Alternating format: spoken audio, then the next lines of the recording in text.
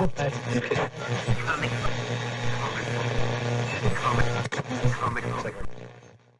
everybody, it's Weird Wink Wilkinson laughing and scratching at you. How's everybody doing today? I got a little bit of a stiff neck. Let me just fix this up. Oh, that feels a lot better. Well, I got a great show for you today with some wonderful weird stuff. I feel so very weird. There are some things in this world that go way beyond human understanding. Things that cannot be explained, things that most people don't want to know about. That is where we come in. No human being would stack books like this. I have come here to chew bubblegum and kick ass. I'm all out of bubblegum. Well, it looks like you're the one who needs to be taught a lesson, pal. Class is paying 101. The instructor's Casey Jones. Look, I don't want to fight you. Well, tough rocks, pal. Do you want some coffee, Mr. Tully? Do I? Yes, have some. Yes, have some. It's a cup of coffee in the big time, yeah. Cup of coffee in the big time. Hey, what do you say we both be independent together, huh? I guess one person can make a difference. Enough said. We have the tools, we have the talent. It's Miller time. Luminous being so we, not this crude matter. Empty your mind. Be formless, shapeless, like water. Now you put water into a cup, it becomes the cup. You put water into a bottle, it becomes the bottle. You put it in a teapot, it becomes the teapot. Now water can flow, or it can crash. Be water, my friend. You, me, or nobody is gonna hit as hard as life. But it ain't about how hard you hit. It's about how hard you can get hit and keep moving forward. How much you can take and keep moving forward. That's how winning is done. Hey, these aren't my rules. Come to think of it, I don't have any rules. Well, that's great. Either I have a monster in my kitchen or I'm completely crazy. I don't think you're crazy. You know something? Maybe I am insane. Maybe I am insane.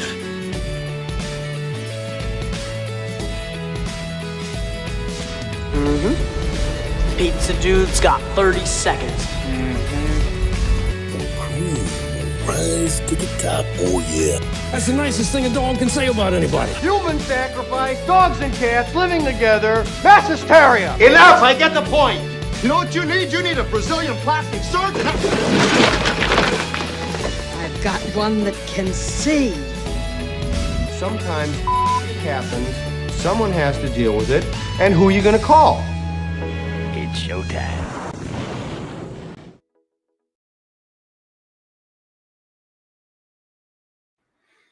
All right. Hello, everybody. Welcome to Comic Book Radio. This is episode 301. Everything's just terrific with Michael Bancroft. And I hope everything's just terrific with you guys. I've been keeping busy, lots of things going on. But enough about me. We got Michael Bancroft on the show. Hope you guys are doing well. Let me see who's here tonight.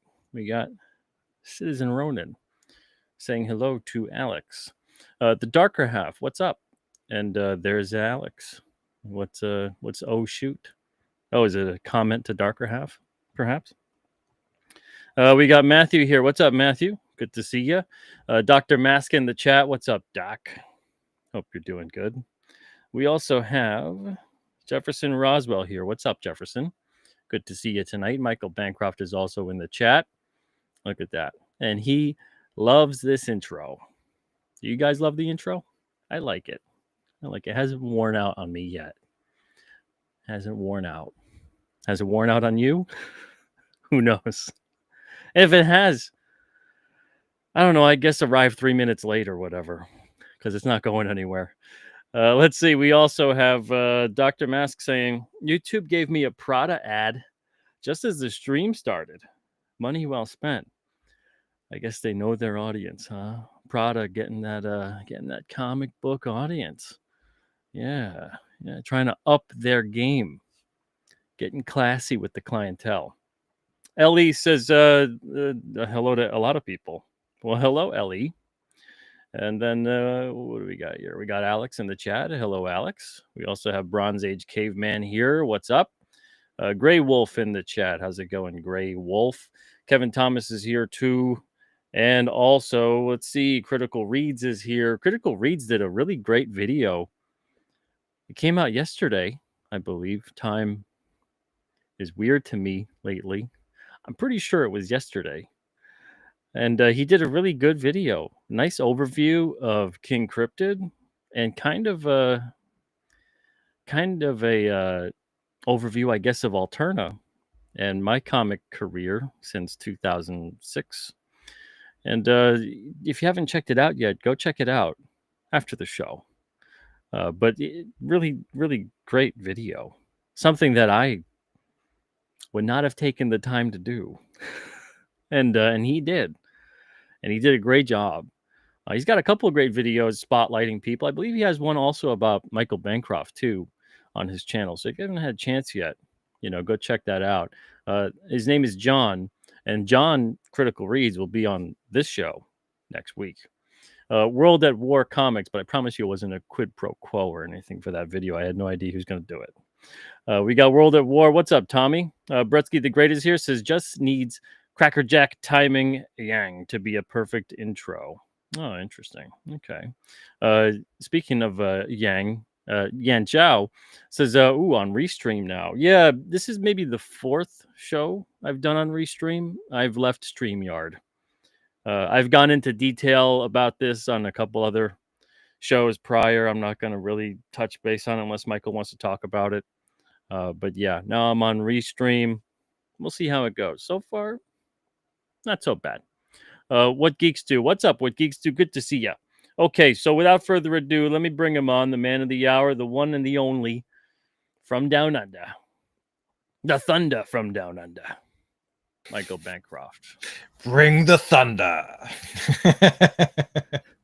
Good to see you. This is what, your first time on the show, right? Your first time on the show. You've never been on here before. Yeah.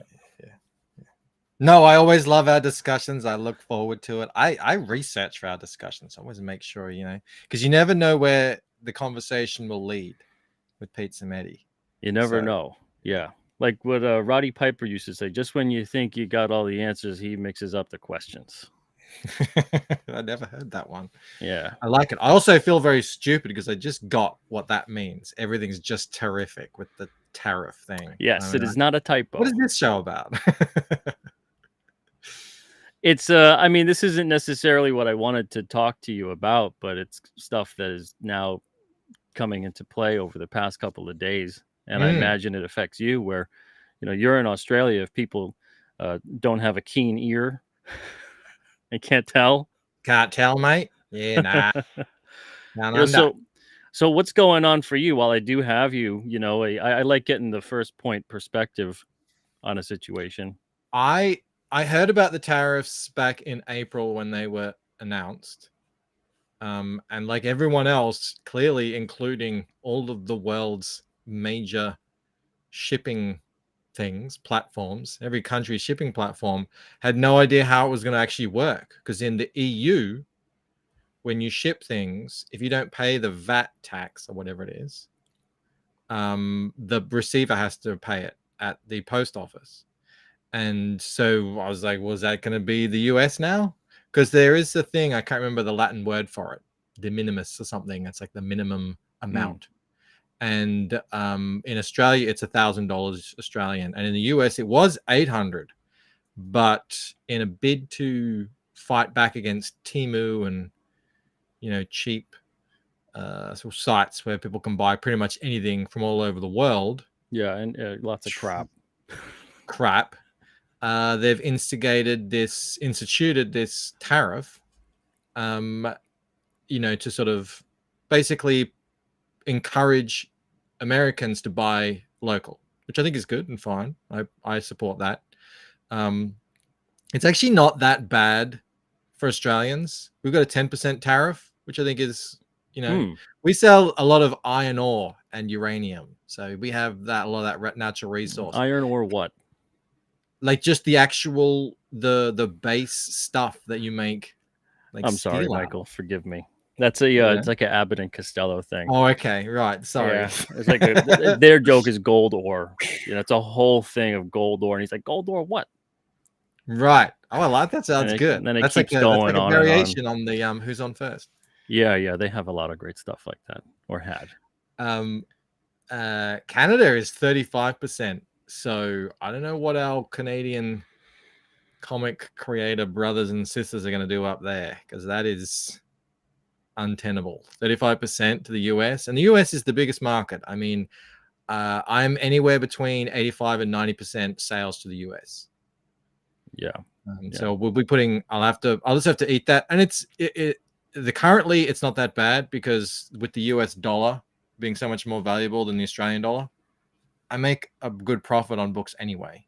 So 10%, it's like, all right, whatever. I'll just have to eat that. 35% would be, I don't know how that works. So essentially 35 too. They can't just go 30 or 40. Well, I mean, I don't know, but I 32.38%. I think the relationship between Canada and the US is currently a little bit strained. So it might be some kind of, Trump likes to put in the tariffs to put pressure on countries. But the US Customs want the tariff paid before arriving. So that's why all these carriers, and it's happening world over, I think it's almost 30 countries are not currently shipping to the US because they're worried that customs is going to either charge them or turn the shipments around. So everyone is panicking, or everyone's like, I don't know what's happening. I don't know what to do, because they just brought it in and they don't have the systems in place. So at least for me, Australia Post is currently working to integrate a new system into the whole process. And you can imagine it's going to take a little while. Yeah, government always works so quickly. I know, right? Yeah. But I guess it is in their best interest, because, I mean, I could imagine there's a lot of businesses right now. Because, I'm doing crowdfunding. So I wasn't planning on sending anything until December anyway. And occasionally I'll send stuff here and there while a crowdfund is on. But most people are getting the new stuff. So I'm not sending out, my stock currently. Yeah. Maybe I've sent out 2 or 3 things since I went live with the campaign. I can't do that anymore, at least for now. But hopefully by so December, shipping period, you can't ship to the US right now. Done. I mean, wow. Well, okay. I could go FedEx or DHL. They do have all kinds of different tariff systems in place. But the costs are, it's like couriering something. It's yeah. It's definitely ridiculous. More expensive. There's no way I would fulfill a campaign shipping with FedEx. There are solutions. Like if December rolls around and this isn't fixed yet, I could ship everything to Critical Blast, Critical Logistics, and get them done that way. I could print in the US. But, I'm not making any decisions yet because no one knows, It could be fixed in a month. It could be fixed in 2 months, 3 months. I think, my backers would understand if, it was it's going to take an extra month because of whatever. Yeah, I hope so. I mean, talk about extenuating circumstances. This isn't your fault. Yeah, it's, things happen in business. I think you're well aware of that, Peter. Hurdles. Just when you think you're running free, hurdles just pop up. Every time. You think you had everything sorted out? It's like you're constantly running or maybe walking slowly on ice and you hear it cracking behind you. Markets change, situations change, and it's so funny because I'm a gambler from the old days, and it's you got to try and get your mind right and think, look, just because you're winning now doesn't mean you're going to win in the future. But it's just a human thing. We think we've got things sorted, and then in come the monkey wrenches, and you can never really know what's around the corner. Yeah. And that's where we're at. That's what the whole, don't count your money when you're sitting at the table. That is, Kenny You know? was a wise man. Right? He knew what he was Time talking enough about. for counting when the dealing's done. Do you know how many times I've had a big fat stack and I'm like, "Ooh yeah, party time." No. You don't. The cards have something else in store for you. That's a lot like life, you know? You think like, oh, everything is great. You know, you're doing fine today. You're doing fine this week, fine this month, fine this year. And you think, oh, it'll always be this way.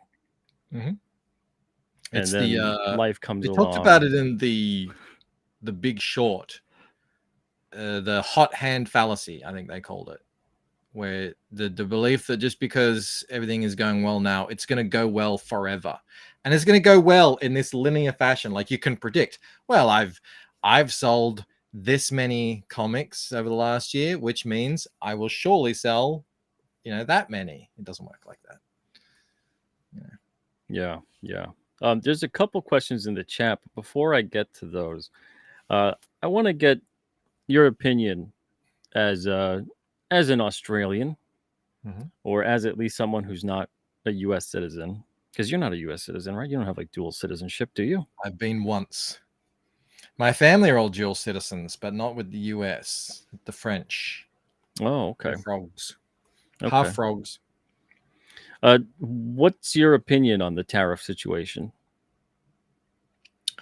Do you like it? Do you not like it? I think it's understandable. I think the US has been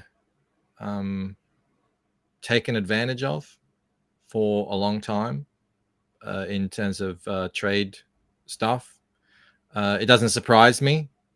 And I think it couldn't go on as it was forever. So, yeah, sure, it is going to hurt. So it's definitely going to cost me more money. But I think if you look at my just sort of basic opinion is a tariff is a fairer way to tax than, say, for instance, inflation, which is theft. Like the government just printing money and then collecting taxes afterwards. And here in Australia, it's like they want to tax people's spare rooms now, because like they say, you eventually run out of other people's money. Yeah, that sounds like stuff that like the UK does with like a TV tax, and they got like bedroom tax and stuff like that too. They got like a tax for everything. I think there was a war a couple hundred years ago because of that. I think now the chat might correct me if I'm wrong. I'm not speaking as an expert on this, but I think that prior to, say, Woodrow Wilson, the US was primarily the government was deriving its revenue from tariffs and trade. I just think it's probably a better way than taxing friggin' the struggling working middle class or whatever. So wasn't Woodrow Wilson the president that signed off on the Federal Reserve? Yeah, I think so. And again, I could be mixing things up here, so no one call me out on it, because the creature from Jekyll Island. But yeah, I remember the first time I ever learned, because I grew up through the education system, so I was a bit of a idiot. Not a bit, a lot of an idiot. And I remember the first time I heard that, how when they raise taxes, it actually results in them getting less money, which is counterproductive to a simple mind. But if you think about it, what happens when you raise taxes to a untenable level? The people who pay lots of taxes find ways to get out and go elsewhere and do other things and make money in other ways, or they park their money in, I don't know, art or something, whatever it is, and then they don't end up manufacturing and productivity. And that's the situation we have in Australia. So productivity in the toilet, taxes through the roof, and so I understand. And from what I've gathered, it seems to be working in the US, the tariffs. Almost all countries capitulated, because the US is the biggest economy in the world by far. So yeah, everyone wants to sell to the US. And I get it. you know, and speaking as an almost complete idiot, what I would like to see more of is like an incentivization. Like Mhm. I would love to see something. It would piss off so many politicians, but this is also kind of glorious because it would. I would like to see any completely 100% US based business tax exempt. I would Hmm. like to see that as like an incentivization. I would like Yeah, to see I more of like an incentivization program as opposed to like a punishing you for I like getting that. in Yeah. foreign goods program. And yeah, it's and as well. Speaking as a complete, I'm not an economics student. That might be a bad idea, but it sounds good to me. And I've seen people say that, say with like babies as well. Hey, if you have 4 kids, you pay 0 income tax. I mean, talk about birth rates going up. Yeah. You know, stuff like that. So it sounds like it would work to me. And yeah, there's so many good flow-on effects from local business and local manufacturing. Totally. Yeah. And you know, so they've got these, you know, they've got these hotels in the UK. I saw a guy say the government wanted to pay this guy $35,000 a month for 7 years, guaranteed cash, if he houses migrants in his hotel. Some of these hotels are the only hotel, or like the biggest hotel in a small little town in, you know, Wow. rural England. You know, if you get rid of that, you get rid of the town, the tourism, everything. So it's like there's flow-on effects. It's an economy, and that's so the government thinks they can like twist dials and manage everything like a puppeteer. They can't.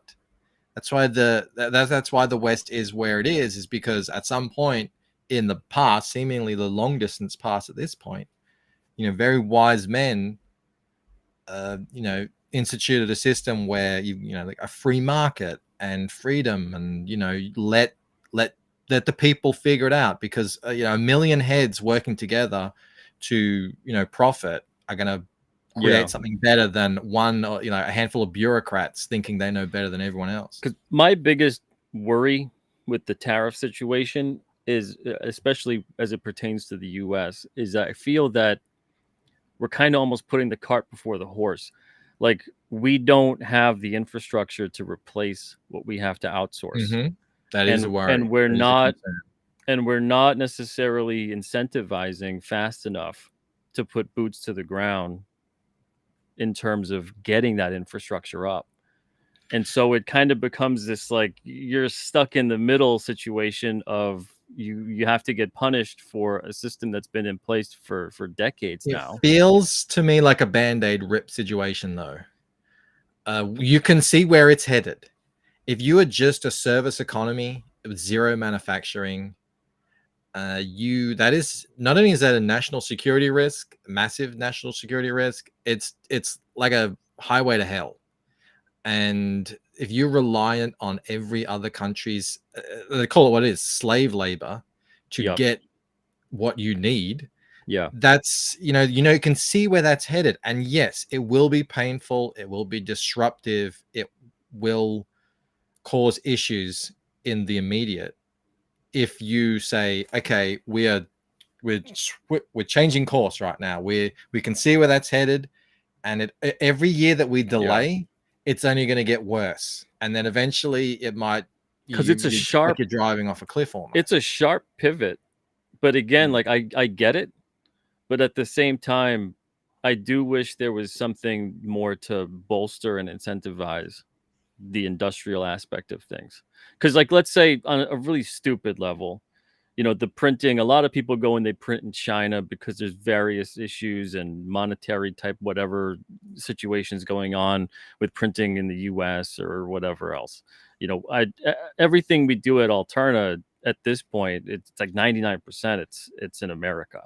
Mm-hmm. And I'm trying to I've been for years trying to cut away from outsourcing as much as I possibly could, to the point of even being like, okay, if we can't get something here, I don't want to get it outside anymore, but way before the tariff situation.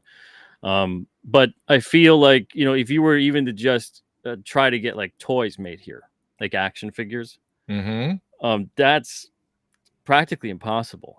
That's what I'm saying. You know, if you're trying to get like bobbleheads here, it's practically impossible. in the industry in my day job, it's the same thing. You cannot make the products that I work that we manufacture in my day job in Australia. It just doesn't exist anymore, and that's because we have offshored all manufacturing in that sector. And it's the same with toys, and that's where it's headed. And so I feel like at those the end sectors, of it, well, that's going to be all sectors. Isn't it funny though how at the end of it, the people that are running businesses, the citizens, the consumer pays for what the government did over decades and decades and decades. Mm-hmm. And not necessarily because we wanted it, but more because, they wanted to sometimes in some cases sort of like slightly change the regime, thinking like, okay, if we bolster their economy, they'll become more friendly towards us and become an ally or be more democratic or whatever the hell the purpose was. And the citizens, for the most part, were like, well, what about here? It's like the equivalent of, the whole charity starts at home situation. Like your kids are starving and you run around giving food to every other kid instead. And your kids are like, well, what the hell's going on? Like, aren't you supposed to take care of us That's the first? West. Have you seen parts of China now? It's like a friggin' Blade Runner movie. It's crazy. It's like, well, like not the dystopian level of it. I mean, like, all the, it's like the future. Tons of stuff built up. Yeah. And it's like, well, that's because it's all gone over there. In Australia, we have all the iron ore almost, and we have all the uranium. We should be like Dubai. We should be like the United Arab Emirates here. But, even our beef, you can get our beef for a third of the price in China. You can't get that here locally because it's all geared to, the money goes elsewhere. So, I do think this situation can't go on forever. So I'm not against leaders taking measures to do what they think is best to rectify the ship. Again, I'm not going to say whether or not it works, but it seems to be working so far. So yeah, I'm not going to kick up a stink about it. Yeah, we have to find a way to be, and it sucks to say it like this, but you don't really have much of a choice in the situation. Well, we have more of in speaking for me personally, I have more of a choice now than I have in ever, really, like going back decades, in terms of if I want to get my book out to people. I don't have to print in if 85%, 90% of my customers are in the US, I don't have to print in Australia and spend all that money to ship it over there. So if you printed in the US, you would also then have to get a distribution type fulfillment scenario in the US too, right? Okay. Yeah. And there's people there who can do that. That's all set up now. That is an option. It's not like I'm without options here. I have lots of different ways, and I'll figure out what's best for me. And we can figure it out. I started a zine back in the early 2000s. Talk about having no options.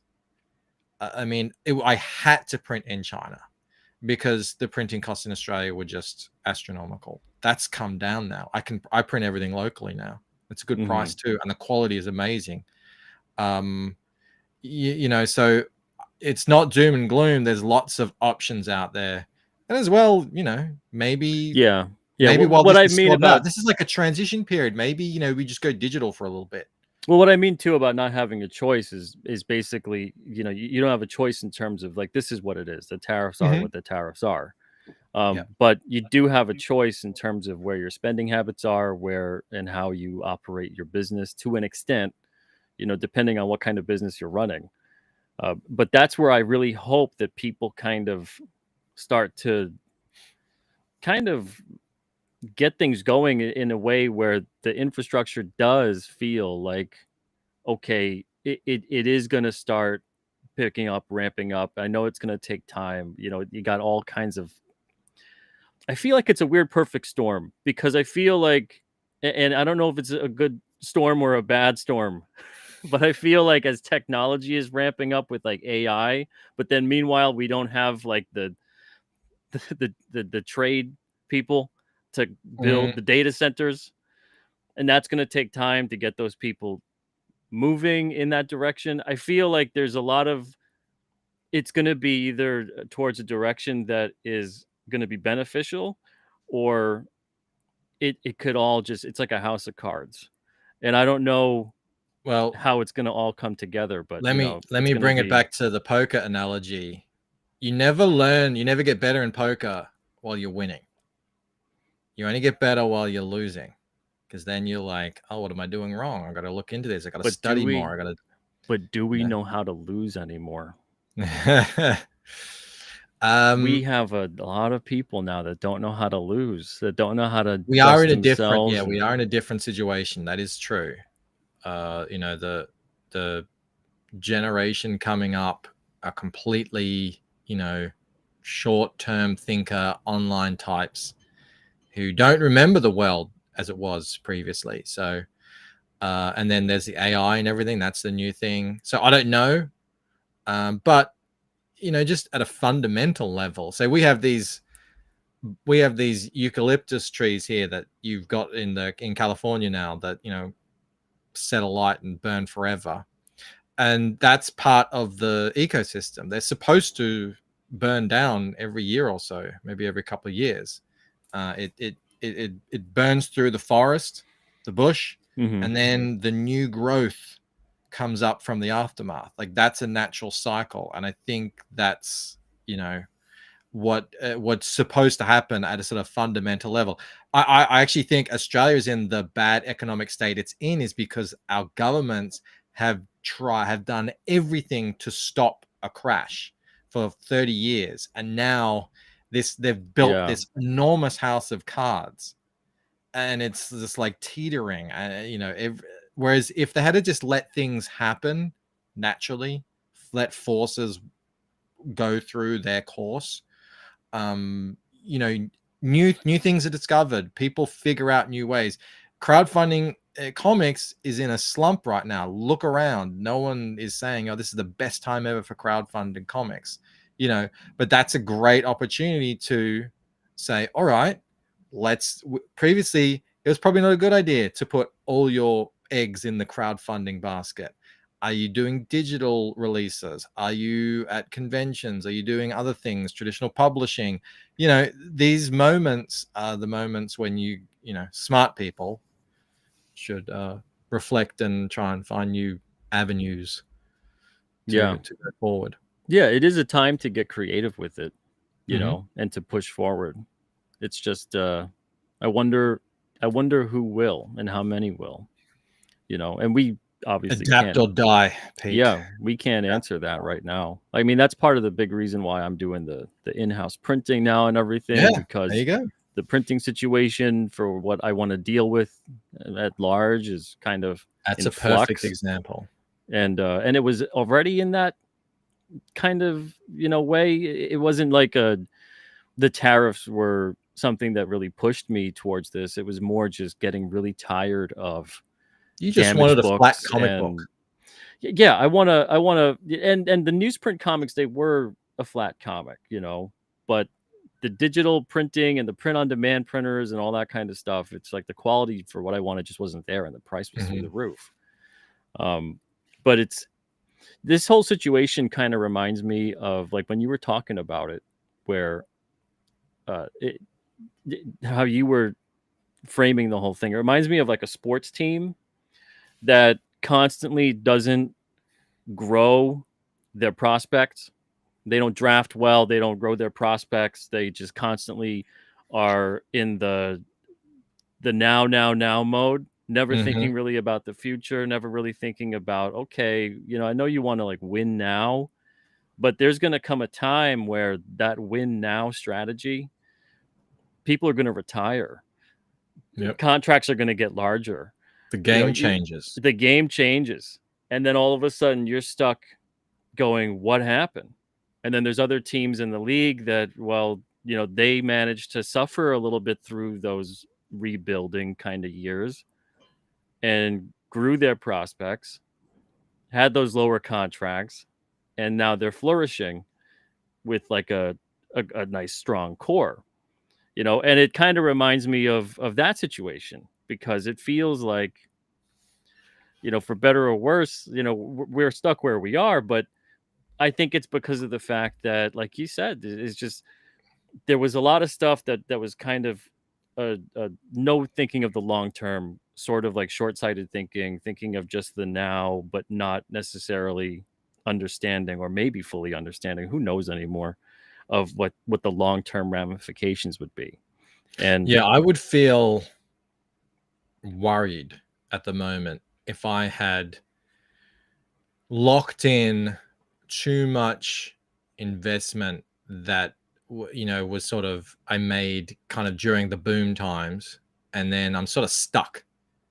Like, to go back to your sports team, it's like, oh, this is how the game is played, this is what everyone does, and we've invested millions of dollars in whatever, and then the game's changed, or whatever happens.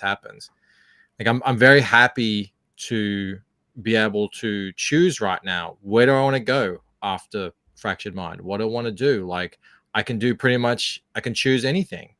And I'm not, I don't owe anyone anything. I don't, I'm not behind on anything. So, because this scene is changing like crazy, over the last couple of years. And for the first time, since I got into, say, crowdfunding, I don't know what it's going to look like in a year or two. I don't know what people will be expecting. I don't know what the readership's going to be like. I don't know. So, because it just seems to be in a constant state of flux. And I think in those moments, it's best to be, nimble and on your toes and ready to take advantage of any opportunity that pops up.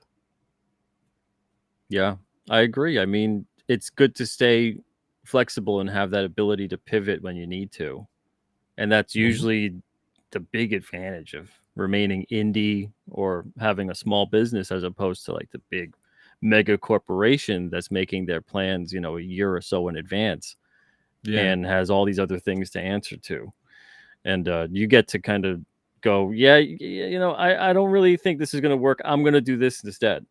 Whereas the bureaucracy of the system at play in a massive corporation, it's like, well, someone might feel that way, but does that actually happen? Does that trickle through? They're like, well, we already committed millions of dollars to this strategy. We have to kind of follow it through, otherwise everyone's getting fired. Yeah, and especially if you got like big teams and employees and everything, it's like you can't just turn the ship like that. There's too much on the line, essentially, and too many people, too many things relying on the direction it was already heading in. So it's even though, like, with the tariffs and the crowdfunding numbers and everything else, I still feel really good, because I feel like I can go anywhere I want. I can do anything I want. I'm really happy with how the story's going. The readers are really enjoying it, and it sort of feels like, okay, this is kind of the beginning of something new now. Let's see where this goes. Now, are you continuing the series past this one? You got the Lucent Fracture. Oh yeah, absolutely. And so it's pinned to the top of the chat, guys, too, if you want to check it out. Yeah, absolutely. I mean, I've written this story. It's written in a mystery box style, the style where I'm kind of peeling away layers bit by bit. So yeah, my readers would hate me if I stopped, because they were like, no, we need to know. Absolutely. But the question is, how do I get the story out? I started in Webtoon, putting out regular small chunk digital updates in a vertical format. I could go back to that. Wow. And then and the cool thing about that is you can still crowdfund the printed book later. In fact, I was just checking out a Kickstarter the other day. I was like, what is this? Like, it looked good. It looked fine. It didn't look so amazing that I was just, oh my God, I have to get this. It looked good. And it had so many backers. I'm like, what is this? Why don't I know this? Where are they getting all the backers from? And then, so like, I don't know, 2,500 backers, which is a big number in 2025. Yeah. And I said, oh, it's a long running webtoon, so it's like, that's something. So they built the crowd on Webtoon. They built the crowd. They built the interest in the story. and then they, they have a Patreon as well, so they have that, regular support, and then they crowdfund the thing. Now that system isn't new. That's the original system that I first learned about when I very first got into comics. And it's sort of gone here and there, but that's one way to do it. People are discussing, do you make the book first and pre-sell it, or do you crowd, everyone's sort of figuring it out at the moment. But I will definitely be continuing. Yes, 100%. In your experience, what has been the best thing in terms of growing your audience and your readership? I wouldn't say there was one main thing. I think it was a bunch of certain stuff. The YouTube has been massive, obviously. That's, I really can't overstate that. I think the reach on YouTube is huge. But, in terms of readers, I probably had the most readers back when I was posting regularly on Webtoon. Because you never know. Because, when you crowdfund something, people support you. There might be collectors, they might be readers, they might just like you and want to support you. And that's all good and appreciated. And we love that. We need that. But when I was posting on Webtoons, I would get hundreds of comments on every update. Wow. And I don't know how many views, but there was like 25,000 people that were subscribed to it. So, there was definitely in the thousands who were reading it regularly. So, that's something. But it'd be great if imagine if I could somehow marry the two up, get them both, firing full pistons. That'd be great. Why not? Yeah, there's global comics now, which didn't exist, at least in a big way. How have they been? I've seen a lot of people that They've are been on going great. They're adding all these companies. It's getting bigger. They've got big mainstream books. They've got big indie books. They've got small press. They've got small indies. They've got vertical. They've got normal digital. And it really has become kind of like a Netflix. They don't have Marvel yet, but I think Marvel has a deal with Webtoon. So I don't know, but I think they just did one, right? I think they just I swear I saw something about it, that they were bringing like 100 titles or something. Yeah, and they're doing specific titles because the audience there is, it's immense. Naver is the Korean company that owns it, and the Webtoon division now, last time I checked, and this was years ago, was way bigger than Marvel and DC combined in terms of revenue raising. And when I kind of dropped out of it to pursue crowdfunding, there were several big titles that were making six figures on ad revenue alone. Wow. Per month. But that's like, I don't know how many hundreds of thousands or tens of thousands of titles are on Webtoons. That we're talking about a small number, make that kind of number. But there must surely be others that are making 4 figures, 5 figures, whatever.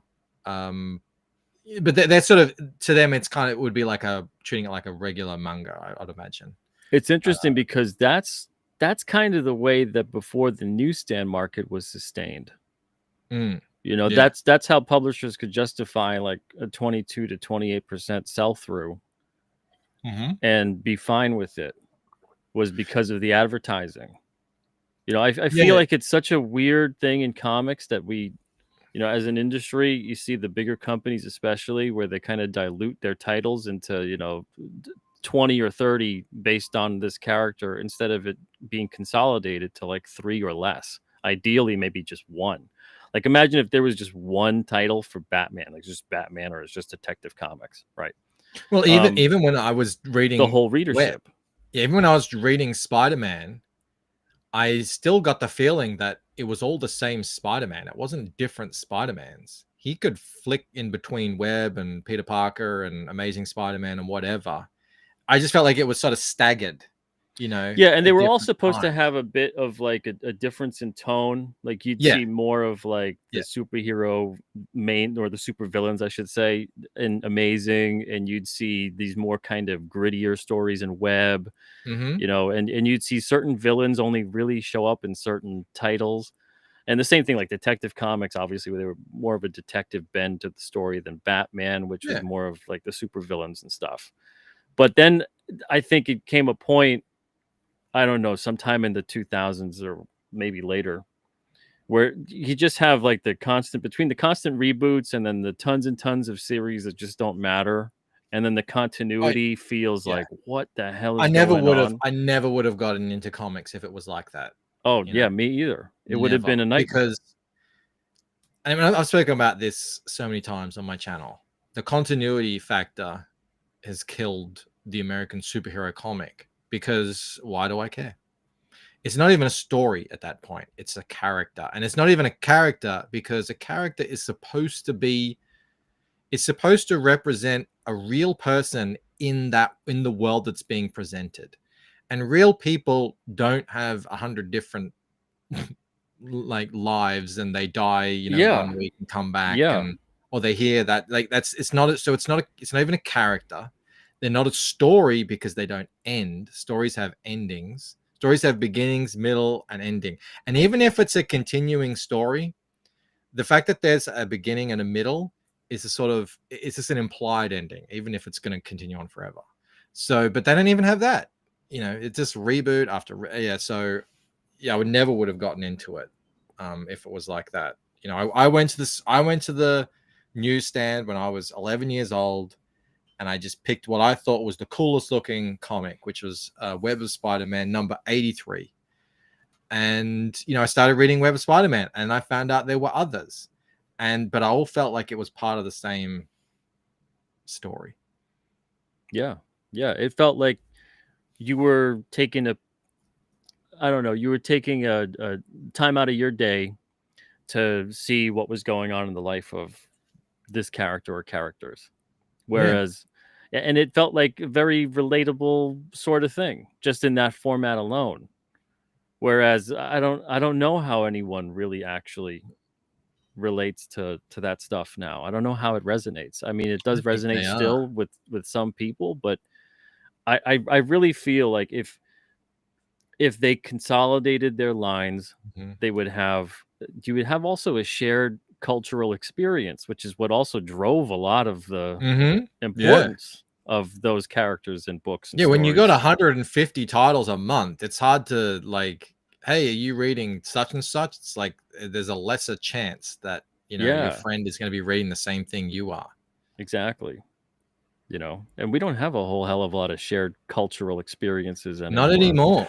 It's so rare. It's a real thing. And I, you know, with my kids, I'm like, man, they have such a different childhood than we did. You know, remember when the Turtles hit? Oh man. Remember when the Turtles were just like a worldwide phenomena and everyone was in on it? That doesn't exist anymore. There's no Turtles anymore. They can't be. I mean, I wasn't there for it, obviously, but I imagine it was like when the Beatles show up on Ed Sullivan. Yeah. I remember, actually, it's funny that the figures got to Australia before the cartoon. And so I remember a kid at school had a pillowcase full of figures. I don't know why he brought them in a pillowcase, but he did. Oh man, old and school. I was like, what are these? I thought they were the coolest thing I'd ever seen. And then, you know, a month later, the cartoon hits, and it was this Turtle Mania. You know, I think the biggest thing, the only age group that this still happens in now is kids, young kids. So that's why Bluey has taken off, because they're really, you know, parents don't really let their kids sit down and watch independent made, I don't know, there are some of them like YouTube channels like Blippi and stuff like that, but that's my nephew likes Bluey. Yeah, that's what I was saying. So Bluey is the, you know, the only one I can think of that is universal like the Turtles was. Yeah. I gotta tell my sister, I'm like, can you just show him some good stuff from like when we grew up? I'm a bit too old for Power Rangers, but I said to my youngest, who's 8, I said, I don't want you watching YouTube by yourself anymore, because he'll go off and, even though it's like a channel that's made for kids, occasionally they'll do something that I don't think is necessarily appropriate. So he'll be watching that channel, and then he'll get a video on that channel, and it's like, this is a bit more, like young teen kind of stuff. So I said, instead of that, watch a show. There's so many shows on, these streaming services. Pick one of them and get into it. He picked Power Rangers, and he loves it. I was like, it is such the right age for Power Rangers, because I never got Power Rangers. It just was seen so dumb to me. But to an 8-year-old, it's just, you do these things and you're fighting crazy characters. It's like, it's great. Yeah, I think Power Rangers was around when I was like 8 also, and I liked it for like 2 years. But it reminded me of like, what if the cast of Saved by the Bell were superheroes? Yeah, I think I was about 12, maybe, when it hit here, and it was still is it Japanese? Is that where the original, like? Yeah, I think the original was Japanese. They would chop the American and the Asian and together, and I was just like, what is this? I don't get this. But I understand the appeal. The chick in it, the American, the Pink Ranger, I remember having a huge crush on her. But at that age, Amy Jo Johnson. Yeah, a crush was not enough to get me to watch something at that age. I was like, Well, yeah, that's why after 2 years or so, I was like, I can't do this anymore. But it was for the same reason, though, because they started doing like all the other versions of Power Rangers and stuff. It was the same thing of like why I eventually got out of comics in like the late 90s, was because it just felt like this isn't enjoyable anymore. This is homework. It just felt like this is and it's kind of doing the same thing now with the movies and I tapped out a while ago. Entertainment is very homogenized at the moment. Music. Yeah. It's rare to find a good group. They're still out there. They're still getting made. And it's the exact same thing. The record labels don't have the radio anymore. Yeah, because there is radio, but what I think would be great would be to see, James Bond. You watch James Bond movies? I mean, who hasn't, right? I would love to see the superhero type characters get treated like James Bond. Of like, I don't care. Yes, it's going to be a different person because it's 40 years later, and you still want the guy to be relatively that same age. So you're going to have a different person every 10 or so years or whatever it is. So it's okay. I get it. I get that there's going to be a different Batman, a different Spider-Man, a different super. It's going to be the way that it is. But every single James Bond movie that comes out isn't like, let's go over that origin again. Let's tell tell relatively the same story again with relatively the same characters. Hey, Superman, who does he? Oh, let's get Lex Luthor in there. Right. Again. Yeah, well, they have sort of done that a little bit. They have fallen back into the origin story far too much, but a little bit with Superman, with the new one, a little bit with Batman. It was still kind of like Rookie Batman, the Robert Pattinson one. Yeah, to me, it's like pick an age, and let's stick with that age. He's between 30 to 35, 40. Let's say he's between 30 to 40. He's already Batman. He's already Superman. He's doing things. He's on adventures. He's doing the next latest thing with the next movie or whatever. Because I feel like at the same time, and maybe I don't know people like it. Who knows? This is just me speaking from my jaded perspective at this point with this stuff. Because I've got superhero fatigue when it comes to me too, especially. Massively. Oh my Lord! And I never thought I'd say that. Actually, never thought I'd say that. Yeah, me either. I got Star Wars fatigue. I'm probably the biggest Star Wars fan I know. Right, when I was a kid. Like I liked Star Wars way more when there were no Star Wars movies other than the 3 from like 20 years or whatever before I was born. I'd relive it in my head just for fun. Well, 10 years or so. But yeah, it seriously, it just was like that was the whole beauty, I think, of everything else that they did with the expanded universe. And they had little, they had the toys, they had the video games, they had all these things. And when the prequels came out, it felt like I remember liking the first one enough because I felt like it really had a lot of potential. I thought there was no way that Darth Maul was dead. You know, this dude got chopped in half. Whatever, they're bringing Ye him of back. little faith. And Oh, then ye of too much faith. Too much faith. It's way too much faith. Now looking back, I'm like, you know what? What Lucas should have done with the prequels, he, from my, again, this is the viewpoint of an almost complete idiot. So take that everything I say with a grain of salt. I don't say with any authority whatsoever. These are just my humble opinions. And I'm not talking to you. I'm talking to those in the chat and those afterwards that watch. But I thought that it would be great to see if like the whole prequel trilogy started with basically episode 2. So you get Anakin. He's already, there's no Qui-Gon. There's no any of that. You know, you get Anakin in there. He's already the Padawan of Obi-Wan. Obi-Wan's already a Jedi. All of that stuff.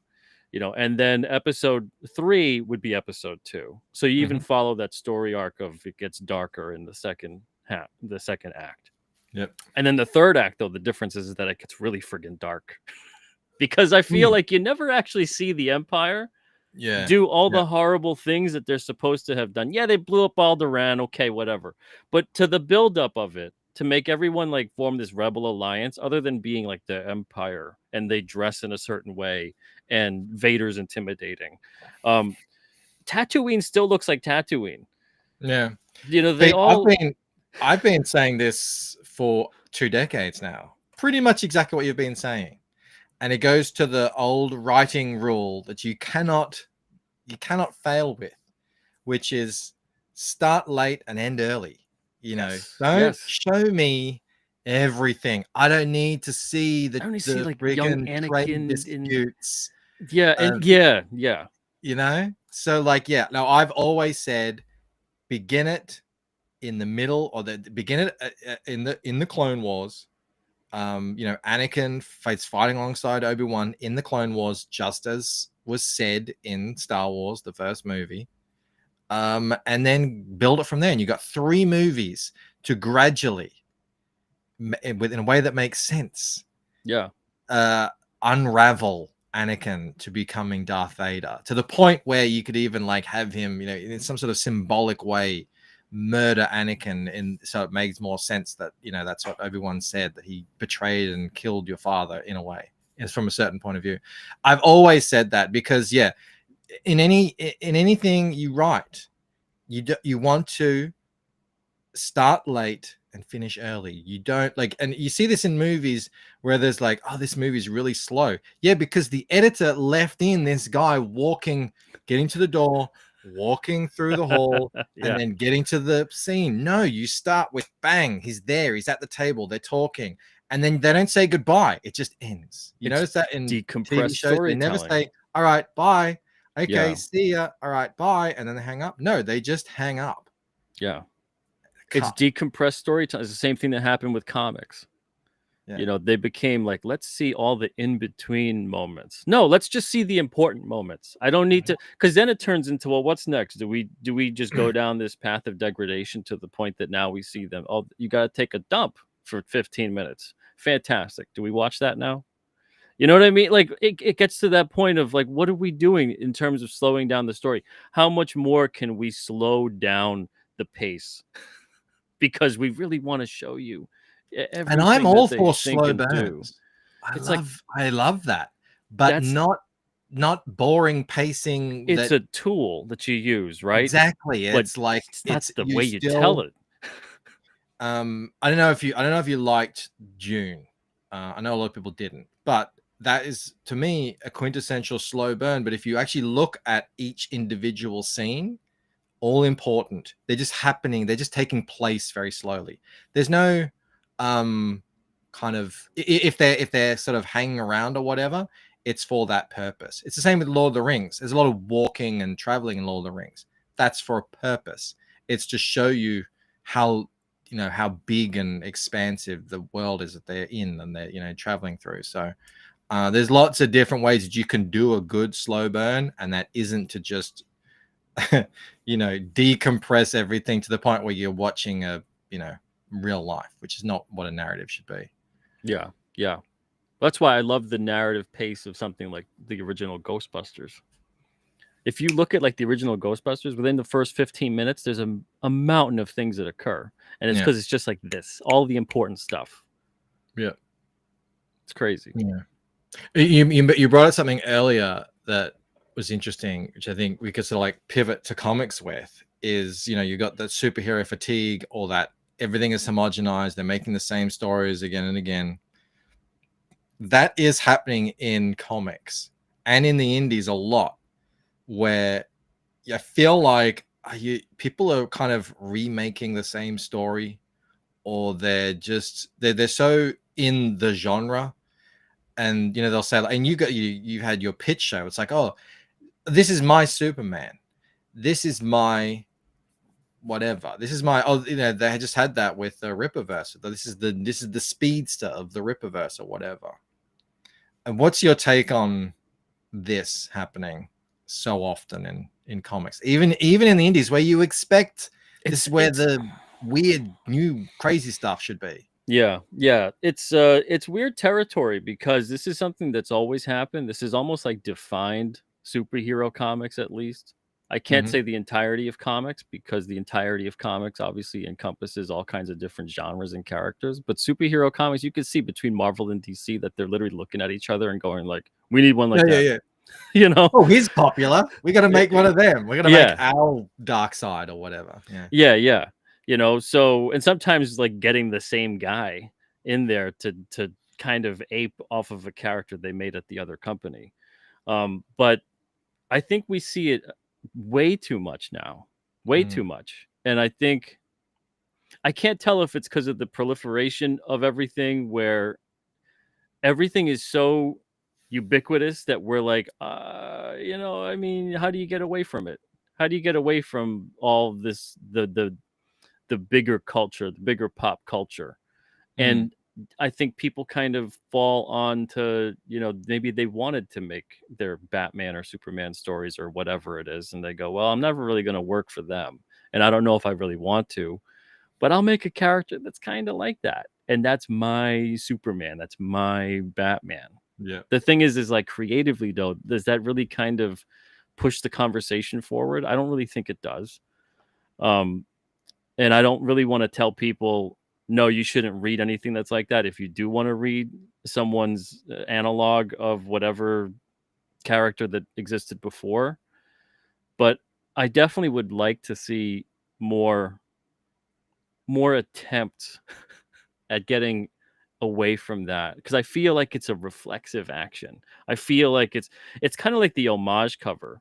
The last homage cover that we put out at Alterna was one that kind of put a bad taste in my mouth, which was mine. And it's actually going into a fourth printing now. It's the chair number 4, and it's an homage of the Killing Joke panel. There's people out there that don't even know what the hell that this even happens, that there's homage covers, right? I don't know how you don't know that's what it is. It's been going on for decades in comics. But after I did that, even though people liked it, I just felt kind of like, I did that because so many people compared like you can't trust the narrator. It's unreliable narrator in the chair, unreliable narrator in Killing Joke. And so many people compared it that I was like, you know what, maybe I'll put like a little wink and a nod to Brian Bolland's work. And after I did that, I felt so icky about it that I was like, I'm never going to tell whoever is making anything at Alterna, you can't do this, you can't do that. But when it comes to homage covers, I don't want to see them anymore. And that includes like me, that includes every other creator. And most of the creators don't do homage covers, which is great. But I feel like even that trend of like, there's so many homage covers, Yeah, because they work. I mean, they do sell. Because people, I've bought them. I haven't made them. But you buy them because they remind you. Because of that nostalgia factor. Thing. But it's gotten to a point where like I'll see, and I don't mind an homage cover when it makes sense for the character, it makes sense for the story. But when it's like it doesn't make sense at all, I kind of feel like, okay, it's just the gimmick of having that nostalgia factor for the cover. And there are people who collect like the aping of like McFarlane's 300 amazing cover, and it goes on and on and on. But Old Wizard magazine. But yeah.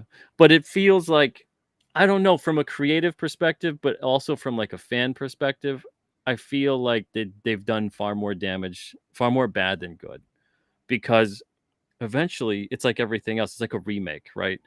Eventually you run out of remakes to remake. So it's like, Well, let's push to make our own iconic type covers that people would like to homage. Exactly. And eventually, but again, it's like, I also don't like telling people what to do. I'm caught between a rock and a hard place. Well, that's the problem with being a publisher, I suppose. I don't have that issue. I just do, what I want, and it doesn't really affect anyone else. But it's something that I notice every day, because my daughter is living in 1994. I mean, it's nuts. She got so excited. I pulled out our old like camcorder from the mid 90s. And she was freaking out. It's like, oh my God, it's so retro. Look at all the buttons. Yeah. And, she dresses like the girls dressed when I was a little bit older than her, but around, mid 90s. And I'm just like, I get that happens every generation, but in our generation, they were still making new stuff. And they were, so especially in the 80s, a little bit, when I was a kid, there's so much stuff. You ever seen that thing? Like all these movies came out that weekend or that summer, and just like, these are, the biggest movies of the last 50 years. And that isn't really happening as much anymore. All of our biggest stuff that's currently happening now is usually remakes or, sequels or, established IPs. What's in the next generation? What are they going to look back at? It's going to be just, remakes of remakes at infinitum. So it is a concern. And I do think, as a creative person, you do want to make your iconic thing, at least try, even if it's never going to happen, doesn't really matter. You try to do it, because every person who made something iconic in the past was nobody at one point. I actually had that comment on one of my shorts. They were like, you'll never be as famous or influential as Jeff Smith.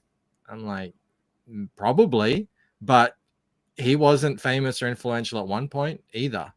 And, everyone, you don't get to pick and choose.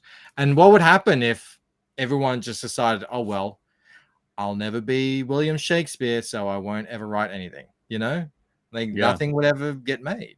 People have to try something. Yeah. And again, it goes back to that shared cultural experience thing we were talking about before. I feel like a lot of this type of stuff, it is kind of sad, because there's so many stories that are out now, because that's all this stuff is storytelling, whether it's a movie, it's a show, it's a comic, it's a book, whatever, even a song.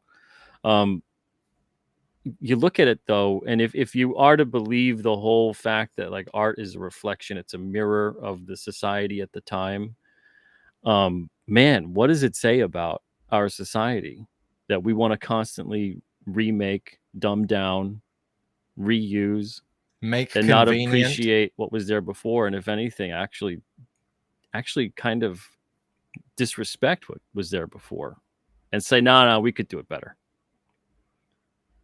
Well, I watched a really interesting video the other day that was talking about how convenience and simplicity and ease and speed is just leading us down a path that we don't want to go. No one actually likes where it's headed, but everyone is sort of hooked on it. And this isn't just entertainment. This is everything. Get it easier, do it easier, do this in 5 minutes. And it's like, people used to understand craft and effort, and they still value it. Like if you see something that someone said, wow, you must have spent 100 hours doing that has value. Whereas everything is so pointed towards, get it done quickly and cheaply and simply, and then you end up with what we're talking about, bland homogeneity. That's I just don't think that is going to be appreciated in years to come. Certainly not by me, that's for sure. No, yeah, I agree. You had said something. How much time do you have? I want to be respectful of your time before we go Probably further. about another 20 minutes or so, and then I got to get back to work. Okay, perfect. All right, that's enough time to touch upon this thing that you had mentioned to me when I originally had booked you on for the show, and then also enough time to run through your campaign. You had mentioned some new Egypt stuff you were digging into. There's so much going on in Egypt at the moment. Curious as to what that is. Well, it's super exciting at the moment. I think you saw that guy Zawi Hawass, whatever his name is, on Rogan, which is probably the biggest platform he's ever been on, and that was an interesting show. Well, I think the flow-on effect is a lot of it is it's not opening up, but a lot of people are finally looking there. And there's so many new discoveries being made. Like, remember those twirling staircase, whatever things that they found directly on the pyramids? It turns out that's just a small part of an enormous underground complex. I don't know what it is. They don't know exactly the structure of it or if it's what it seems to be, but they know something is there. And it turns out now these guys, these Egyptologists, are admitting, oh no, we've always known there was something there. And they've always admitted that there was an original thing directly under the Great Pyramid. That's always been known. But this complex, this enormous thing that covers, huge parts of the Giza Plateau, it's like, huh? What? And the point is, it's all over archaeology at the moment. And anthropology. And there's that saying that's going around now, which is everything is getting older. Everything. Humans, like human species that aren't Homo sapiens, everything is getting pushed back. And not a small amount. Hundreds of thousands of years. And they're finding remnants now in Egypt, in the Sahara, in the Middle East, even in South America, that are pushing back timelines by tens of thousands of years in terms of, buildings and structures and human activity and all sorts of things. Whereas before they would just, that guy, like guys like this, they would just swat it away. Oh, that's impossible. That can't be. So we don't even have to look at it because the timeline couldn't allow for it. Well, now not only does the timeline now allow for it, it doesn't even make sense for it not to happen. Because now that they know, there were people, modern people, people like you and I, almost no difference biologically, living in areas where, they would have had to build shelters. Their babies were just like our babies. They needed a safe place to live. Not everyone was living in caves. So it's like all these points of evidence are all converging. So it's kind of like a really exciting time. And if you're into this stuff, there's more information on it out there that you could ever possibly consume. Yeah. I mean, I can't obviously prove anything. It's just like a gut feeling that we have to be a much older species than they say. Yeah. Otherwise, something really gnarly happened along the way. Well, even the biology of it. And there's a guy who was just on Joe Rogan speaking of him called Michael Button, which I love his YouTube channel because he's a ancient history graduate who decided, screw this, I'm not going to the universities. I'm just going to make a YouTube channel and use my expertise to talk about the fun stuff, the cool stuff that the universities don't want to look at because it's so controversial. But it isn't. The data's there. He just like presents all this stuff. Oh, did you know they found a huge jaw, a huge human jaw, like monstrously huge, with a huge human molar and a huge and it's like, huh? Yeah, they have that. That exists. That is actual evidence. Now they don't have the skeleton, but what's that? Some calculations put it at 9 foot tall. Huh? what's going on? You know, this sort of stuff that people Well, don't then when want you to talk about. then when you because couple it it's with a lot of the little stories from all kinds of different texts from all kinds all of over the world, aspects of it, yeah, all over the world. all over the world, and you know, like, it's like with the flood. All these different cultures have a flood myth. That's odd, isn't it? And then eventually it comes out, oh, okay, it turns out that there was a huge, you know, water melt at this point in time. You know, that did happen. Okay, that makes sense. You know, all these cultures have stories of really large people. Mm-hmm. And I'm not talking like 20-foot people, but you know, we have pygmies, we have essentially hobbits. Why couldn't you also have, you know, well, yeah, I mean, we've had 8 foot people. Yeah, we've had like 8 foot tall people. Obviously, they had some kind of pituitary gland disorder kind of a thing. Yeah. But but nothing shows up in the realm of human genetics that it doesn't go that way because it wasn't that way at some point. Yeah, they found a I don't know how big it is, but twice the size of a normal gorilla. There was a huge gorilla at some point. So if there could be a gorilla that is twice the size of a modern day gorilla, why couldn't there have been a human that's twice the size, or maybe not even twice, whatever it is, like a lot larger? We had a kangaroo here in Australia. Well, they had all kinds of giant life 10 forms. foot tall. Yeah, the megafauna. Yeah. Like giant turtles and giant sharks and, you know, megalodon and stuff like that.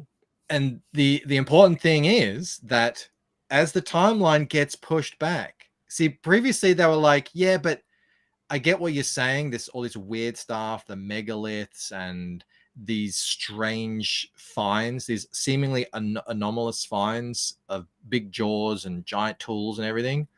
That is weird, but it doesn't fit in our timeline of, you know, the modern humans exited Africa 60,000 years ago and spread out. And now that was just like, now it turns out, okay, that was just one spread. They've been coming out for millions of years, different kinds of human types. And Homo sapien, minimum 300,000 years old, found in, you know, the west of Spain, found in Indonesia. 300,000 years. That's what they know. It could be a lot longer. That's a long time for modern day humans with modern biological, modern body kind of capabilities and needs. We don't have hair on our bodies. We need clothes to survive. Yeah. You know, outside of that hot band. But if that was evolutionarily advantageous, that seems kind of weird. Yeah. And it's enough time to evolve certain traits and everything. So there's all sorts of, like, essentially with new finds, the doors are just being kicked open, and you know they're finding now all of a sudden the idea that Egypt, that the people that we call the ancient Egyptians didn't build a lot of the important stuff. They didn't build the Sphinx. They didn't build the Great Pyramids. It seems a lot more plausible because, you know, you find these statues in ancient Egypt that are not like other statues, that are carved from things like granite, and there's another thing I'll never remember the name of, that are so hard that it is impossible to carve from the tools that we know that were available to the ancient Egyptians as we know them. So how do they make them? They didn't, like, yeah, like these things take a long time now with like a diamond saw, right? Exactly. And so they've got these things, and then they've got rough, like much rougher kind of hewn names on it. But like someone just came along and, like, in a bill of sale, did some sort of chisel thing to really roughly, you know, get a name on the side of this thing. It's nothing like how the rest of it was made. And then they're saying, oh, that clearly means that person made that. That doesn't mean that at all. It means at some point along the line, they claimed it and put their name on it. And now there's like mounting evidence that this is really the story of ancient Egypt. and that whoever, whatever built whatever the hell is underneath the Gaza plateau was not, those people that were living there 4,000 or 5,000 years ago. It's pretty crazy. It's nuts. I can't really wrap my head around it. Yeah, because we're not supposed to know. We're not really supposed to think in these sort of time scales. Well, I look at it, and when I see these kinds of things pop up, because I want to believe, but I'm still kind of like a healthy skeptic with a lot of things. Like, I like the idea of there's all kinds of stuff out there that I just don't know about that exists, that most likely do, and maybe some don't. Who knows? But when stuff like this comes out, I'm always like, it's being put out there, and sometimes it's really acknowledged by places that you're like, oh, that's strange that they would acknowledge this, because this seems like something that they wouldn't. And this seems like one of those types of things. It's kind of, I don't know if it's like ground penetrating radar. I don't know the exact technology they're using to figure all this stuff out. But it feels like, okay, if it's all bullshit, if it's all just, complete, it's not real. Mm-hmm. What's the purpose behind putting it out there and basically treating it as it is real? Because it seems to make more sense when, I get like the way that a lot of, especially Egyptologists, it's like this with a lot of academia because of the whole, there's research grants, there's funding, there's all this kind of stuff that obviously, it goes through governmental hands. But when it comes to like the Egyptologist stuff, it seems to be very, this is how it was, and that's how it is, and that's how it always will be. And that's that, but then this comes out and it turns, like you said, it turns into, a lot of them start going, well, yeah, we always knew that was like that. But then there's people that are like, well, that's bullshit. That's a lie. It's like, well, I don't know if it is.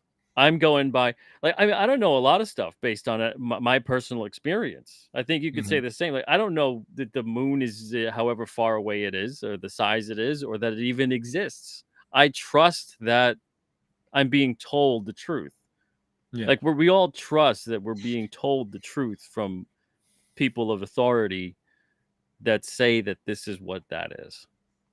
Yeah, and you can't really get around that. I mean, you just have, neither of us are actual, we can't do the radiocarbon dating ourselves. We can't do the LiDAR detection, and we don't know how to interpret those scans or whatever, so there is an element of trust to it. And I think that's probably, it's a good thing that it does take a long time for these things to be fully hashed out. You've got all this evidence, but to come up with an actual theory that explains a hypothesis takes a very long time. And you have to, it has to get to a point where the evidence is so overwhelming that it really can't be what we thought it was before. And I do think in a lot of fields we're getting to that.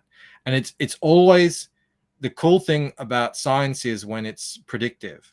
So that's what always lends a lot more credibility, where you can believe something a lot more. So for instance, I was watching a thing about some footprints in the Americas that they'd I think it was radiocarbon dating, or it might be some other form of dating, that was dated to a lot longer ago than people expected.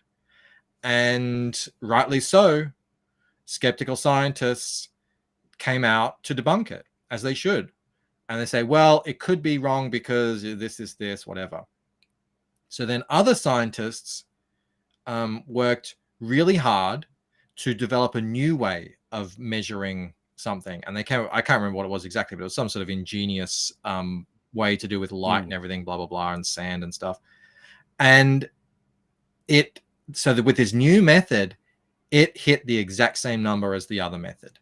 So when those two completely different forms, completely different ways of measuring the age of something, the original one predicted what the new one would be, then there's a lot more trust in that.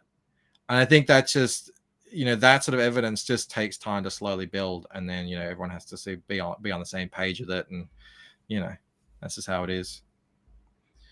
Yeah, and it seems like the people that kind of go off that path and they do the discovery stuff and this has been like this time immemorial, where you always get it's heretical to basically do this, because there's the established, this is what it is, decreed by authority, and if you even go the slightest out of it, like you're gonna meet some these people have their entire cases. careers and their entire institutions, and people used to have their lives literally ended, like in horrible ways, invested in the history being a certain way.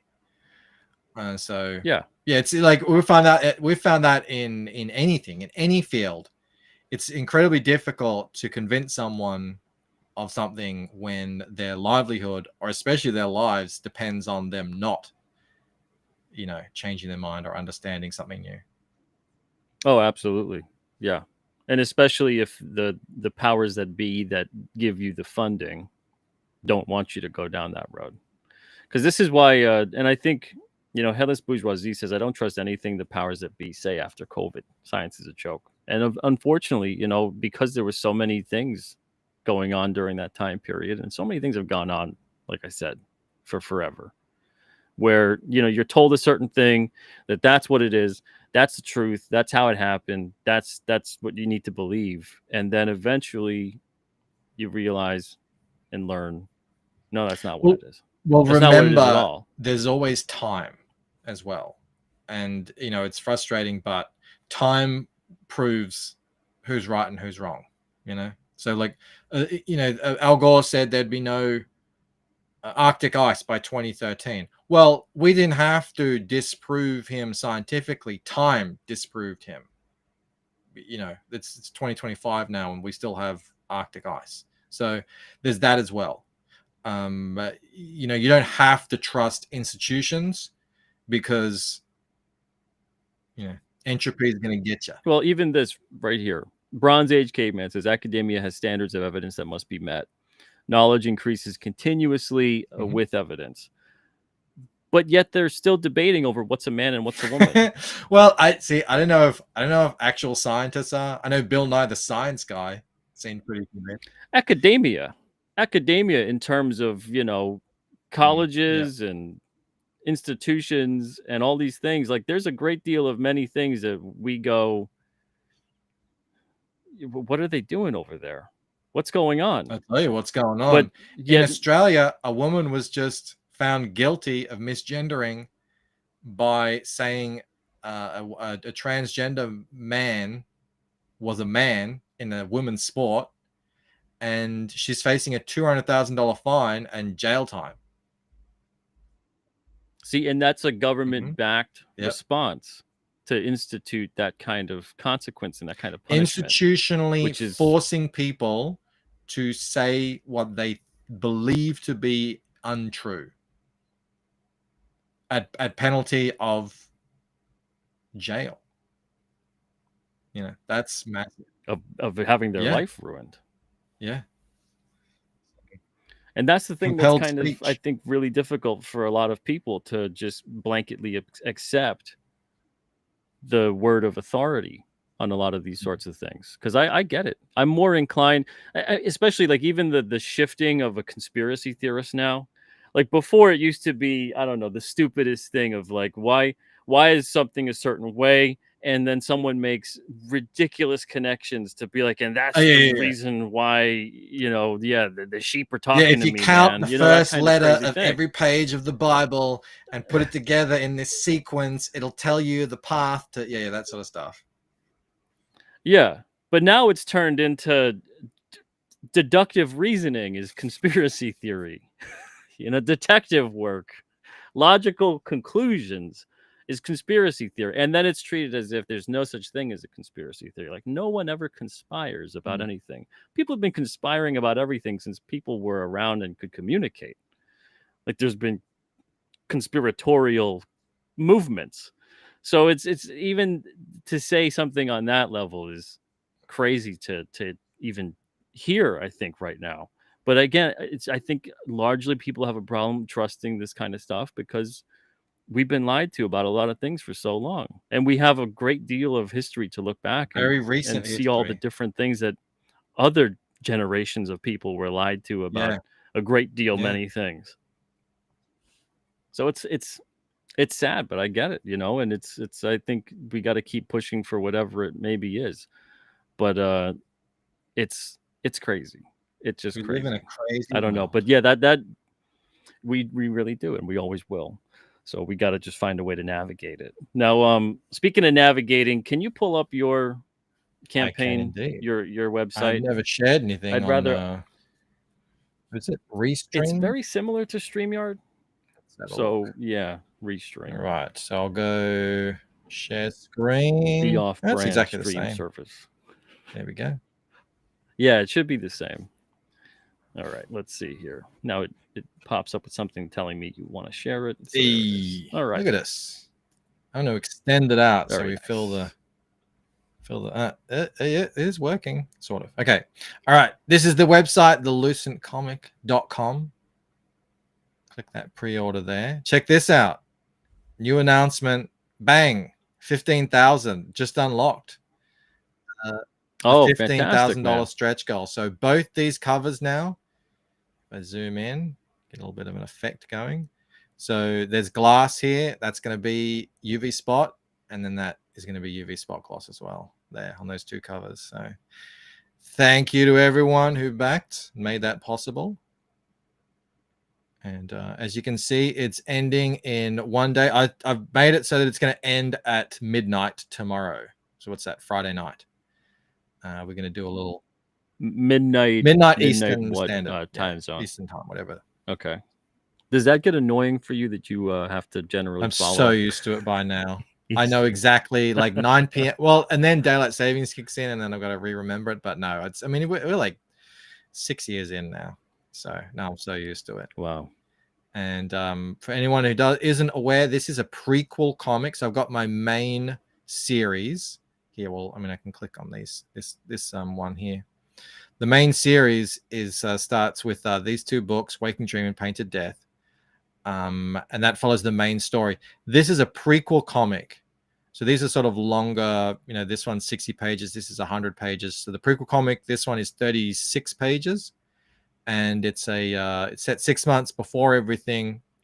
And it's the meeting of these two. So these are the two kind of main characters, Ella and Damon. And it all takes place in a dream. And you might say, well, what's the point? Well, in the Lucent, dreams are not just things that you have at night. They have very real world consequences and connections and everything to be made. And most importantly, it's called Fractured Mind. So you get a bit of an idea of what, what's actually it's about. We're going into Ella's mind, where she spends her nights beating up people. And what does that say about her, in her dream? And Damon comes along to sort of throw a monkey wrench in all that and expose her and crack through her facade. And it sort of leads into the beginning of Waking Dream. And that's where we are with that. I've been polishing and reworking a bit of the dialogue this last week. And I don't know about you, people. I love writing. I mean, I love making art and everything, but I love the writing process and like really nailing a page. And I've been saying to everyone, this is the best writing I've done so far. So, and people really did enjoy the writing on Painted Death and Waking Dream. So, there's tons of extras you can get, T-shirts, and you can get the previous books. There's an Ashcan book version of my trading cards and everything. So there's tons you can get over here. Oh, and just one last thing. So I've got these bundles here. These are discount bundles. When the campaign ends, these are going down. So I do it's sort of like in demand on Indiegogo, where it just stays on the site as a web store, as an online store, but it won't be in discount bundles. They'll just be individual things you add to your cart. And How big are these books, like in terms of the These dimension? are Because they look larger no, than they're normal. standard comic book size. Yeah? These ones, the hardcovers, are oversized. Actually, I've got. I mean, I can pull them right here. I've got them. I have some. So that's the sort of standard size book. It's that's a thick version. So the Fractured Mind will be a comic, with the saddle, the staples and stuff. So that's the size of the hardcovers, compared to a standard thing, which is nice, almost as large as a French bande dessinée, almost. So that's the pitch. Go and get it. Oh, there's one last thing as well. I am doing a limited run of these inked sketch covers. They're all going to look mostly like this, but they'll be done by hand, so they'll be all a little bit different. You can see here, sort of, it'll be white out and ink wash, and well, very nice. Yeah, this is my first time ever doing ink wash, and I was pretty happy with how it came out. So that's a bit more expensive, but great. It's limited. At the moment, we've sold 14. So if we don't sell any more, you'll have one of 14. Would you ever consider doing a book traditionally, 100%? Even if it was just black and white? I'd say never. I do enjoy it. I just, I have my ways that I've developed over the years to, just because that looks so it cool. Does. No, it really does. And I do love it. Holding the piece of art in your hand, it's a completely different experience. And it is a lot more valuable. I completely understand and appreciate all that. It's just that, when I draw, I like to use the rulers and everything like that. And it's like, I like the different techniques and stuff. And it's just, I'm just so used to it now. I feel like I can zone in and get it done. Whereas when I'm working traditionally, I feel like I'm a bit of a fish out of water. So I don't, I'm not as fast. I'm not as confident, but never say never. Who knows? Yeah. Even if it was one of those things where you did digital touch-ups, Yeah. And, so the art in this is done by Rod Looper. So he did the line art. I'm doing the colors. So yeah, that's all Rod Looper's lines, and they are all traditional. So you can actually buy a bunch of pages of his on the campaign page as well, if you're a collector of original art. But I wanted it to marry up with my existing books, so I did the colors. So it's all ties together really, really nicely.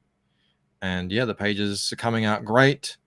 Rod still has one last page left to finish. I've been punishing him. It's a big, building scene with lots of tiny little buildings and stuff. So, it's taking how long it's going to take.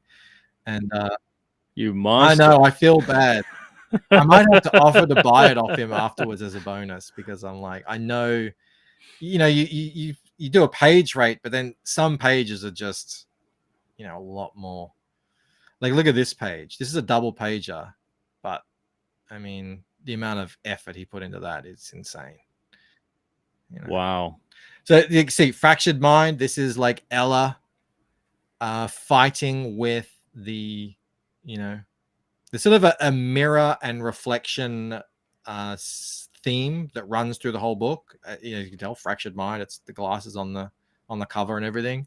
And it's sort of a metaphor for her inner psyche and turmoil. And she's, she's kind of breaking through things. And is she being honest about what she's seeing in her own reflection and her past and everything? And it's interesting. And people have asked me, okay, if this is a prequel, should I read the prequel first, or what I originally made? And it's an interesting question, because it will slightly skew your perception of what takes place in the later books, because I reveal a lot in this book about the nature of the lucent and how the dreams work and what the importance is and all that sort of stuff. Whereas in the first books, I just chuck you into the world and I don't give you any clues other than what Ella finds along the way. So It'll be interesting. I look forward, because there's a bunch of people have purchased this 3-book bundle. I'll be interested to hear if any of them do read the prequel first, their interpretations of the following books, because it will be slightly different. Are there any big reveals you think would be ruined by reading the prequel? Like anything really just that would the biggest thing is there you do see Ella comes into, she has to sort of like confront an event, which is and this happens at the very beginning of Waking Dream, so it's not really a spoiler. Ella's father is killed, and she sort of confronts that.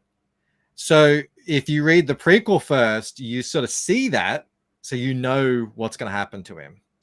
Whereas if you just read Waking Dream, you actually see that event taking place. So yeah, that will be probably the number one kind of spoilery sort of difference. But it doesn't affect the greater story. It's just you've read that differently. I guess it's a bit like, watching the prequels of Star Wars first, and now I was gonna say, is there like are you gonna be? It's not really ruining. It's just going to be a very different experience. I'd say that. Yeah, that's interesting. Well, you said you got 1 day left here. Is there anything and that's it? Then they can still get the 2 books. It will be sort of like an in-demand thing, a store thing, and I overprint anyway, so they'll just continue on sale at that price. They just won't be in the discount. I put up discounted bundles, so the more you get, the less you pay per item, as that's part of the campaign to reward early backers. And also, I don't offer signatures outside of campaign periods. So if you see here, not on this one, where is it? Let's click on any of the books. You can choose to have it signed or unsigned, so that goes away. You get it unsigned afterwards. And say for instance, if you wanted this 3-book Lucid bundle, each of these are $25, and that's $15. So it's a $5 discount, but it's still a discount. And if you wanted to get them later on, you just have to put each of these items in your cart, and back it and buy that way. But yeah, well, very nice, man. It's great to see 3 books. I know, right? Yeah, it's 200 page. It's more than 200 pages. If you get the the Ashcan, it's 215 pages or something of loosened content. Now the Ashcan is not an actual story. It's a Ashcan sized print of the trading cards. So on the back of my trading cards, I put little mini 1-page comic sort of things, and they just relate to the character, and they expand a little bit. They give you a little bit more clues as to what's going on, because it is a thriller. It is a mystery. It's a little bit of pieces of the puzzle. I've put them all into one book, so you can see the art a bit bigger, easy to read, easy to see, maybe see some more clues.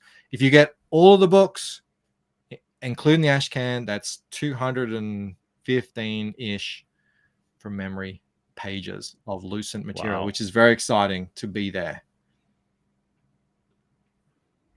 Now, do you have is this a true ongoing where you can continue it in perpetuity? Not the main story. Or is this like you've got? Yeah, it's okay. Picture it like maybe to talk in sort of modern entertainment parlance, like a good long movie, or a TV season that was only meant to have 1 season. I'll be straight up. I was influenced by things like The Matrix. Think of The Matrix 1. It was self-contained. That's what the story will be like. But there'll be, I will have presented a world, and it'll be up to you to imagine where the story goes, kind of beyond there. I'm getting a little bit of, and maybe just because of the state of Dream and the state of the powers within that dimension. I'm getting a little bit like a Dark City. I definitely, yep. The people have brought. That's funny. I could have said, "Are you about to say Dark City?" Yeah, absolutely. So all of that stuff has definitely, inspired me, and kind of like I had the premise. My premise is different to both The Matrix, Inception, Dark City. which are more science-based. Mine's more like a fantasy bent. I didn't give you any scientific explanation as to why any of this is possible. Yeah, it could kind of stand on the shelf with them as opposed Exactly, to because it is about looking you're like going a rip into off of them. kind of a dream state to access powers and stuff like that. But my premise is different, and I've had that premise going back, decades maybe. I kind of struggled with how do I turn that into a story, and it was seeing things like The Matrix and Dark City that sort of like, oh, okay, I could sort of do something a little bit like that, and then it went on from there. I built my own. You ever have a dream where you had some kind of That's superpower? what the premise is from. That's where I got the idea. It's because I have always been a lucid dreamer, and I noticed, I can actually learn to fly. I'm getting better at this. I'm getting better at sort of fighting in my dreams or doing things. And I learned how to manipulate the dream world over time. And it was, night to night. It wasn't just a one-off thing. So it's like, that's cool. Like I felt like I was unlocking some hidden latent ability that we all maybe possess, but we all don't know about. And maybe some of us have a better connection than others. You can see anyone who's read The Lucent will recognize all of this. That's all in there. It's all part of it. It's weird. I used to have, when I was a teenager, I used to have dreams that I had Spider-Man's web. I've had that as well. Yep. And I'd be like web slinging throughout my neighborhood. But it would be really weird though, because it was what I imagined it looked like at the time when I was asleep. It was at night, and I would see all the places I was familiar with, and I would like web shoot my way to my high school area, which had like a bunch of like the big tall lamps, and I could like sling around. And well, a lot of people report that when they fly, they just kind of float, and they sort of have to swim through the air. Like, I started the same way when I want to fly, but I was just kind of floating. And over time, you just gain more power over the dream. You gain more confidence to the point where you're flying like Superman or Neo. Like, I've flown out into space and looked down at Earth. And, it's like VR because it's 100% real to you in terms of what you're seeing. It looks just like, real world. But you're getting to do all these really cool things. And so this is just way too cool. And then I learned that not only can you do this in your dreams, but you can actually meditate and get your mind into a dream-like state, which isn't exactly the same as a dream. And they've found this out recently. This is just like, I know, a year ago. They realized that lucid dreaming is not the same consciousness as being awake or dreaming, or it's like it's like a different brain wave. Exactly. Than and sleep. You can induce that from a waking state. And as soon as I learned that, I was like, I've got my story. That's it. Like, what if people can access this power from when they're awake? And we're off to the races. Yeah. It's trippy, crazy dude. stuff, It's really, man. and it's real. Really It's I mean, obviously not the power. Because I've had those dreams where you're like, yeah, I get where I dreamed that. I watched this, I experienced that, and it kind of worked itself into my dream that night. And then I've had those dreams where you're like, where the hell did that come from? Or like the really crazy dreams where you're clearly in like an alternate reality. Like, you're very familiar with the house you're in. It's not the house you live in now. You're very familiar with the people that you're friends with, maybe even a spouse. Yeah, and you're in love. You love I'm them. with. Like, and you feel that feeling. And then, and I'll wake up and I'll be like, what the hell was that about? Like, that's really weird. I have a house. I have a dream house currently. I've been having it for about 6 months. I keep going back to it. Not every night, just, every now and then I'll be back in this house and we'll be renovating. And with my family. And it's like, this is where we live in my dreams. Are you tapping into the consciousness of I wish I lived there. It's an amazing house. Michael Bancroft? It might be like wish fulfillment going on. I don't know. But then eventually sometimes, maybe I'll open a door and it'll be a portal and there'll be a lizard monster in there and I'll have to fight that, so it's not It's not a perfect dream. Yeah, it's not always good. It's definitely Well, not always good. I hear a lot impacts what you've eaten that day, or what apparently dreams are just sort of your memories filtering through your consciousness as it's getting logged into long-term memory or being discarded. That's why depending on what you watched on TV or whatever. We're just really advanced computers. Yeah, apparently that's it. Comics Legend has so the whole book is a dream. No, the whole story isn't a dream. Just Fractured Mind takes place inside Ella's dream the first time she meets Damon. So the story itself is jumps between dreams and the real world. The difference is that delineation is not as clear cut as in real life in the Lucent. Yeah, well, you guys have like a day left to get everything you want to get on that campaign. So I recommend checking it out. It's pinned to the top of the chat. If you guys haven't checked it out yet, please click on it, look around, take a look, and see about maybe even getting something. But if not, you said what was not going to be available again? Just one more time. The bundles will be coming down. So yeah, all the discounted bundles that give you between $5 and $10 off, they'll all be going down once the campaign is down, and the signature as well. Okay. If you like signed copies, get it now. All right.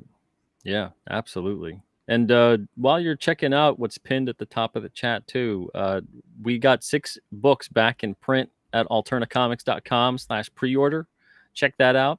We got the actual Roger number 5 of 5, the Chair number 4 of 4, Blood Realm number 8, the Swan King one-shot, Tinseltown Losing the Light number 1 of 5, and Trespasser number 4 of 4. Some of those we have not had back in print ever. Some of them we haven't had back in print in years. So if you guys are missing those in your collections, check it out. Get them on the site. You can pre-order them right now. We're going to start sending those to print in-house in just a few weeks, and then we'll be shipping them out. So you guys can check that out on the Alterna site. Michael, anything that you wanted to say or direct people to before we wrap it up? One last thing I want to say is I've got a box coming, 4 boxes coming from RJ that has King Cryptid in it. So oh, holy smokes, you haven't gotten it yet? I feel like it was a long time ago, but it's shipping been that out 4 in boxes worth of stuff. So it's not just you, it's a ton of other people. I'm really looking forward to reading it. I've heard great things. All right, it's amazing. great. So anyone can find me on at the Lucent Comic on X, or just my name, Michael Bancroft, on YouTube, where I stream 4 to 5 times a week, all mostly comic book related stuff, and a little bit of other fun stuff. All right, awesome. And yeah, definitely go check out Michael's YouTube channel. Please definitely. I do recommend that. Sometimes you'll find me on there. Yeah, we got to do that again soon. So much to talk about. Absolutely. It's always great, man. Chatting with you, Pete. It's always a great conversation. If I wanted to disrespect your time and your day, I could have talked to you. Oh, totally. No, I would have as well. Seriously. But I've got to get back to work. Me too. Even though it's 11 o'clock at night here, with that. I actually do have to get back to work. But all right, we'll get back to work, everybody. You get back to enjoying your night, your day, whatever it is, and we'll see you again soon. Everyone, have a wonderful night and an even better tomorrow. We're gonna catch you later. All the best.